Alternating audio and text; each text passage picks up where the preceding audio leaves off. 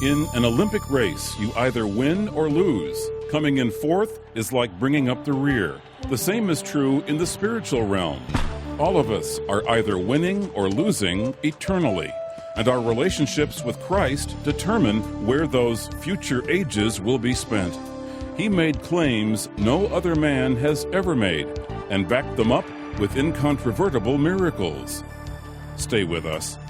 From the Moody Church in Chicago, this is Running to Win with Dr. Erwin Lutzer, whose clear teaching helps us make it across the finish line.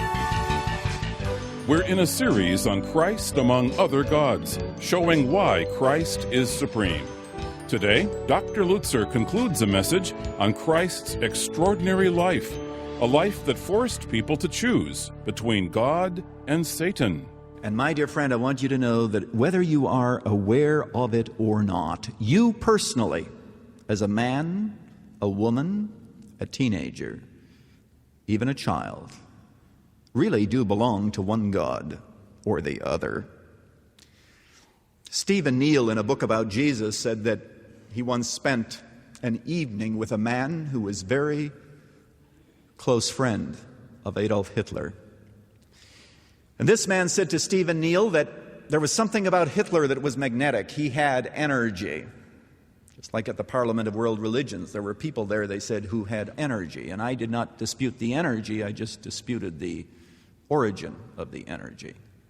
But there were people who had energy, and Hitler was one who had energy. And this man said, "You could take me blindfolded through 10 different rooms, and without a single word being said, without a sound," he said, "I could have told you which room Hitler was in."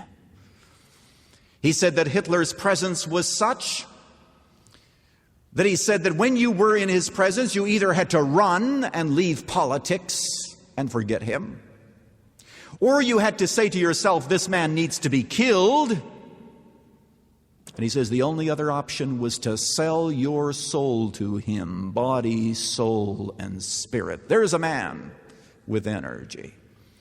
A close friend of Hitler says that Hitler was only the body for the spirit that inhabited him. When he spoke, he sometimes spoke with such interesting comments that it is said that he himself was listening to what was coming out of his mouth as if he were hearing it for the first time. Thoroughly demonized, just like Antichrist will be. Power. Now, you know, in the presence of Jesus, there's also power. You can't ignore him. Can't ignore him. All that you can do is to run from him. That's a possibility. That's what many people are doing. They say, you know, if I just celebrate Christmas, I can keep distance between me and him because I'm not afraid of the baby in the manger.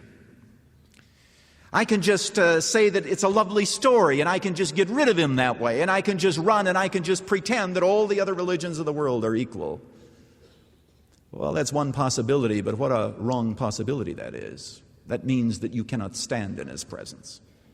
The only other option, of course, is to reinterpret him as those who went on their quest for the historical Jesus has done, and that is to simply take him and to scrub him clean, and to say he is not miraculous, he is one of us, and we're going to disbelieve the account. Then there is another possibility. And that is to look at the portrait of Jesus Christ in the Bible and to say, King of kings, Lord of lords, God of all gods. The other possibility is to look at him and to say, he is who he claimed to be, and the words that came out of his mouth and the works that he did with his hands are so intricately unified that this is indeed God walking upon earth. The only one who can speak to us and say, "Be thou clean." And when we hear his words, we hear those words from the judge and the king of the universe. That's the only other alternative. This past week I was at a revival conference at which I had the privilege of speaking a number of times, and one evening I spoke on Satan, specifically 12 different doorways that he uses in our lives to get a foothold. The Lord was very gracious because of your prayers and the prayers of many others. Perhaps 75 or 100 people responded to the invitation to go to the prayer room to confess and to submit to God. The Bible says, "Dearly beloved, submit yourselves to God, resist the devil, and he will flee from you." If you don't do number one, don't even expect to be able to do number two. You can resist the devil and he will not flee if you first don't submit. But after the service, a young man who was a student in the Bible school said, "I'm going to tell you something that no one else knows except my wife." He said, "Here's my story." He said, "I've become very interested in another religion," and he told me which religion it was. And he said, "I decided that I am going to study this religion from the inside." He said, "Somehow I became fascinated with it. So he said, I went over to Calgary and I found this religion and I submitted myself to them and I took all of their training." And he says, as part of the training, he said, is I had to take vows.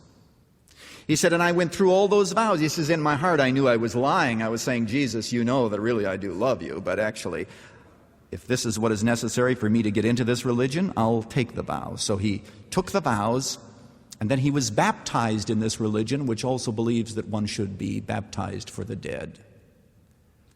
As far as the leaders are concerned, he is a bona fide member of this religion. But he says, "I'm in such distress." He said, "I don't know what to do." He says, "I'm having these terrible, terrible nightmares." And he says, in the nightmares, he says, "I see myself being sacrificed on the altar." He said, "It became very clear to me that in submitting myself to this religion," he says, "I was bowing at the feet of Satan to get in." He says, "I have dreams of concentric circles. I have dreams of pyramids, of pentagrams, all the occult symbols." He said, "It's affected my study. I can't study." He says, "It's affected my relationship with my wife." And he said, "I don't know what to do." I said, "Young man, I'll tell you what you need to do." I said, "You need to go to the prayer room. You need to get on your knees, and it doesn't matter how long it takes, but you have to go point by point, renouncing every one of those vows. Renouncing every one. Confessing that you were sinning, not only because of lying, but because you were in the devil's territory." This was his